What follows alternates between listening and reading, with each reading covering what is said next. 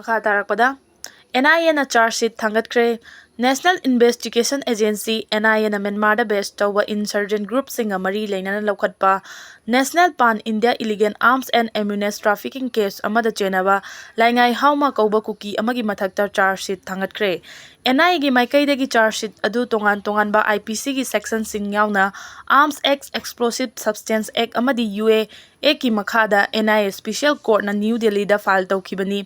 Laingaihuma hariba accused asi leiba asigi tongan ba mafam sing yauna North East region manungda network operate tawbada yamna chawna chenaba miyoi amani haina charge tawri Mizoram da base tawba Lwkhtkhre na North East region manungda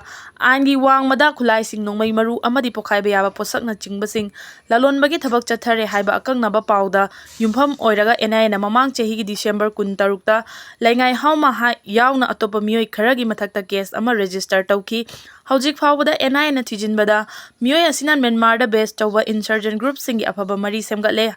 hariba insurgent group sing asigi matengdagi tongan ba insurgent amadi criminal group sing da supply tawnabagi dama nongmei maru amadi pokhaiba yaba posak sing phangi loinana mahaki Myanmar da base tawba associate sing yauna tongan ba channel singi kuthangda yamlaba senfam sing Lwkhtkhre haiba khangba ngamle Makhatana thigatpada miyoi asi license paiba arm dealer singdasu mari lainai mahang hariba mari adu athing batham khraba khulai sing lalonbada natana non prohibited war weapons sing lalonbada su sijenai haiba khangba ngamle case asiga mari lainana makhatana thijinbagi thabak khumang chawsinna changsili hairi makhatarakpada June 13 da Kuki na namna taba mafam singda rally chatkibadu laingang ayaba pikhibra K Ranjit Bharat Malemgi leibak singi manungda democracy chatpa khwaidagi chawba leiba ama oiribani Democracy chatpa leiba ama oirabasu freedom of expression, freedom of speech, freedom of gathering leibana leiba asina miyoi kanglup amabu ikai khumnaba uttuna lakpani karigumba henjillaklabadi lenga asina chap chaba thapak Lwkhtuna su lakli haina homgi charge su puriba house ki leader su oiriba Chief Minister N Birena phongdokre Chief Minister gi wafam asing asidagi chathaba haukiba taragani thoi suba Manipur Legislative Assembly gi taruk suba session gi ahoba numit ki business gi manung channa question hour gi matamda opposition gi MLA K Ranjit na chaliba chahi asigi June 13 da Union Territory gi demanda Chuchampur Kangpokpi Fairjol amadi Tengnopol District Headquarter da chatkhiba rally adu lengang na ayaba piba leikhibra pikhidaba oiraga na District Administration na karigi thingkhidabano leiba asina rally siliba mapung oiba thodang lokibasing adugi mathakta kari karamba thabak lokhotpa leikhrabage makhoigi mathakta FIR palabra karamba IPC section gi makhada panmano haina hangki wangsing asigi paukhum pira duna Chief Minister N Birena House ta thamkibadi District Administration dagi rally gi ayaba piba leikhide tawbatabu freedom of speech freedom of expression na chingba Rising miyam da leibana lenga asina akanba thabak Lwkhtkhidabadi leikhi adubu rally adu sinbada chawna thodang lawriba Lwkhtkhre gi mathakta intelligence ki observation ki thabak hojik chathari rally aduda akai atoi amadi pamdaba thodoksing amata thokhiba leite maduna maram oiraga FIR na chingba amata Lwkhtkhide Chief Minister na hai lenga asina miyam gi freedom adubu ikai khumna duna lagli ikai khumnai haiduna su henjillaklabadi yaroi Manipur kaidana ba firep chapchana lenga asina lawduna leiri Manipur gi apunba saktam kaihanna ba honarakpada compromise tawroi Manipur miyam gi ayaba yauduna center na tawningba tawba yadana ba lenga ki commitment chapchana center da khangankre Masi khangna center na thabak paikhalakani logi wangmada henjina thabak tawraklabadi matik chana deal tawgani haina CM Birena House ta thamki Minister gi paukhum taraba matung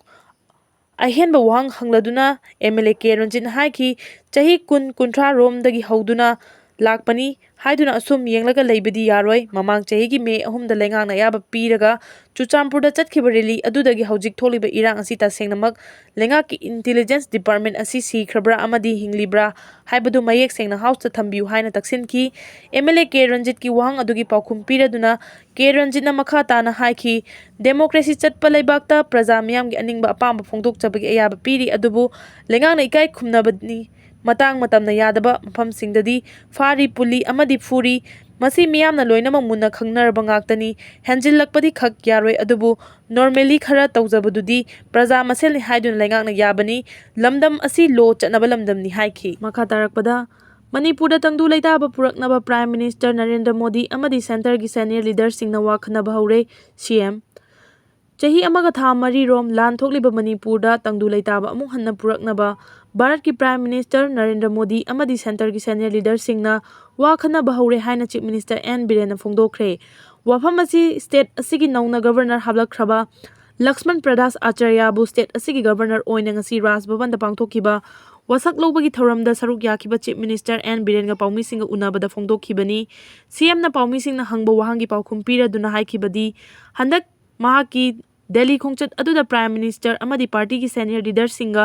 ꯎꯅꯗꯨꯅ ꯃꯅꯤꯄꯨꯔꯗ ꯇꯪꯗꯨ ꯂꯩꯇꯥꯕ ꯐꯤꯚꯝꯗ ꯍꯟꯖꯤꯜꯂꯛꯅꯕ ꯌꯥꯝꯅ ꯀꯨꯞꯅ ꯈꯟꯅꯈꯤ꯫ ꯃꯅꯤꯄꯨꯔꯗ ꯊꯣꯛꯂꯤꯕ ꯏꯔꯥꯡ ꯑꯁꯤ ꯂꯣꯏꯁꯤꯟꯗꯨꯅ ꯃꯤꯌꯥꯝꯕꯨ ꯃꯍꯧꯁꯥꯒꯤ ꯄꯨꯟꯁꯤꯗ ꯂꯩꯍꯟꯅꯕꯒꯤꯗꯃꯛꯇ ꯇꯣꯉꯥꯟ ꯇꯣꯉꯥꯟꯕ ꯃꯤꯠꯌꯦꯡꯗ ꯊꯕꯛ ꯇꯧꯅꯕꯁꯨ ꯃꯔꯨ ꯑꯣꯏꯅ ꯈꯟꯅꯈꯤ꯫ ꯃꯗꯨꯒꯤ ꯈꯣꯡꯆꯠ ꯑꯃ ꯑꯣꯏꯅ ꯃꯅꯤꯄꯨꯔꯗ ꯁꯦꯟꯇꯔꯅ ꯑꯅꯧꯕ ꯒꯚꯔꯅꯔ ꯍꯥꯞꯂꯛꯇꯨꯅ ꯄꯤꯁ ꯃꯤꯁꯟꯒꯤ ꯊꯕꯛ ꯇꯧꯕ ꯍꯧꯔꯛꯂꯤꯕ ꯑꯁꯤꯅꯤ꯫ ꯃꯁꯤꯗ ꯂꯤꯒꯦꯜꯒꯤ ꯂꯝꯗ ꯂꯩꯔꯤꯕꯁꯤꯡꯅꯁꯨ ꯃꯇꯦꯡ ꯄꯥꯡꯕꯤꯌꯨ, ꯂꯣꯏꯅꯅ ꯃꯅꯤꯄꯨꯔꯗ ꯃꯍꯧꯁꯥꯒꯤ ꯐꯤꯚꯝꯗ ꯂꯥꯛꯅꯕ ꯃꯤꯠꯌꯦꯡ ꯊꯝꯗꯨꯅ ꯊꯕꯛ ꯄꯥꯏꯈꯠꯅꯕ ꯍꯣꯠꯅꯔꯤ ꯍꯥꯏꯈꯤ꯫ ꯁꯤꯑꯦꯝꯅ ꯃꯈꯥ ꯇꯥꯅ ꯐꯣꯡꯗꯣꯛꯈꯤꯕꯗ ꯁ꯭ꯇꯦꯠ ꯑꯁꯤꯒꯤ ꯁꯣꯠꯊꯔꯕ ꯁꯦꯟꯃꯤꯠꯂꯣꯟꯒꯤ ꯐꯤꯚꯝ ꯑꯁꯤ ꯍꯦꯟꯅ ꯆꯥꯎꯈꯠꯍꯟꯅꯕ ꯁꯦꯟꯇꯔꯒꯤ ꯁꯦꯅꯤꯌꯔ ꯂꯤꯗꯔꯁꯤꯡꯒ ꯄꯨꯟꯅ ꯐꯝꯃꯤꯟꯅꯕꯒꯤ ꯈꯨꯗꯣꯡꯆꯥꯕ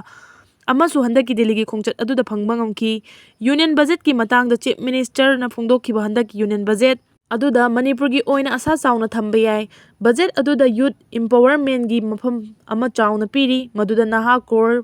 4ꯔꯣꯝ ꯊꯕꯛ ꯄꯤꯅꯕ ꯄꯥꯟꯗꯝ ꯊꯝꯂꯤ꯫ ꯂꯣꯏꯅꯅ ꯌꯨꯅꯤꯌꯟ ꯕꯖꯦꯠ ꯑꯗꯨꯗ ꯋꯨꯃꯦꯟ ꯏꯝꯄꯥꯋꯔꯃꯦꯟꯠ ꯑꯃꯁꯨꯡ ꯏꯟꯐ꯭ꯔꯥꯁꯇ꯭ꯔꯛꯆꯔ ꯗꯤꯚꯦꯂꯞꯃꯦꯟꯠꯒꯤ ꯃꯇꯥꯡꯗ ꯑꯆꯧꯕ ꯁꯔꯨꯛ ꯑꯃ ꯌꯥꯎꯔꯤ꯫ ꯏꯟꯐ꯭ꯔꯥꯁꯇ꯭ꯔꯛꯆꯔ ꯗꯤꯚꯦꯂꯞꯃꯦꯟꯠ ꯇꯧꯕ ꯍꯥꯏꯕꯁꯤ ꯊꯕꯛ ꯄꯤꯅꯕꯒꯤ ꯑꯆꯧꯕ ꯂꯝꯕꯤ ꯑꯃꯁꯨ ꯑꯣꯏꯔꯤꯕꯅꯤ꯫ ꯃꯁꯤ ꯄꯨꯝꯅꯃꯛ ꯁ꯭ꯇꯦꯠ ꯑꯁꯤꯒꯤ ꯑꯣꯏꯅꯗꯤ ꯑꯐꯕ ꯈꯨꯗꯝꯅꯤ ꯍꯥꯏꯈꯤ꯫ ꯄꯥꯎꯃꯤꯁꯤꯡꯗ ꯁꯤꯑꯦꯝꯅ ꯃꯈꯥ ꯇꯥꯅ ꯐꯣꯡꯗꯣꯛꯈꯤꯕꯗꯤ ꯑꯩꯈꯣꯏ ꯄꯣꯂꯤꯇꯤꯛꯁ ꯇꯧꯕꯗ ꯏꯁꯨꯗ ꯌꯨꯝꯐꯝ ꯑꯣꯏꯔꯒ ꯇꯧꯒꯨꯝꯁꯤ, ꯃꯐꯝ ꯆꯥꯕꯗ ꯄꯣꯂꯤꯇꯤꯛꯁ ꯇꯧꯗꯨꯅ ꯄꯨꯟꯅ ꯆꯠꯃꯤꯟꯅꯁꯤ꯫ ꯑꯅꯧꯕ ꯒꯚꯔꯅꯔ ꯑꯃ ꯍꯥꯞꯂꯛꯄ ꯑꯁꯤꯅ ꯃꯅꯤꯄꯨꯔꯗ ꯇꯪꯗꯨ ꯂꯩꯇꯥꯕ ꯍꯟꯖꯤꯜꯂꯛꯅꯕ ꯍꯣꯠꯅꯕꯗ ꯑꯆꯧꯕ ꯃꯇꯦꯡ ꯑꯣꯏꯒꯅꯤ ꯈꯜꯂꯤ꯫ ꯉꯁꯤꯗꯒꯤ ꯍꯧꯒꯗꯧꯔꯤꯕ ꯑꯦꯁꯦꯝꯕ꯭ꯂꯤ ꯁꯦꯁꯟ ꯑꯁꯤꯗ ꯃꯍꯥꯛꯀꯤ ꯀꯂꯤꯛ ꯈꯔ ꯑꯣꯐꯤꯁꯤꯌꯦꯜ ꯑꯣꯏꯕ ꯁꯨꯇꯤ ꯂꯧꯈ꯭ꯔꯦ꯫ ꯃꯁꯤ ꯑꯣꯐꯤꯁꯤꯌꯦꯜ ꯑꯣꯏꯕꯅ ꯑꯩꯈꯣꯏ ꯄꯨꯝꯅꯃꯛꯅ ꯌꯥꯐꯝ ꯊꯣꯛꯏ꯫ ꯃꯇꯝ ꯂꯩꯕ ꯈꯤꯕꯤꯛꯇ ꯑꯩꯈꯣꯏ ꯌꯨꯅꯤꯇꯤ ꯑꯣꯏꯁꯤ, ꯑꯩꯈꯣꯏ ꯃꯁꯦꯜ ꯄꯨꯟꯅ ꯆꯠꯃꯤꯟꯅꯁꯤ ꯍꯥꯏꯕ ꯋꯥꯐꯝꯁꯨ ꯁꯤꯑꯦꯝꯅ ꯐꯣꯡꯗꯣꯛꯈꯤ꯫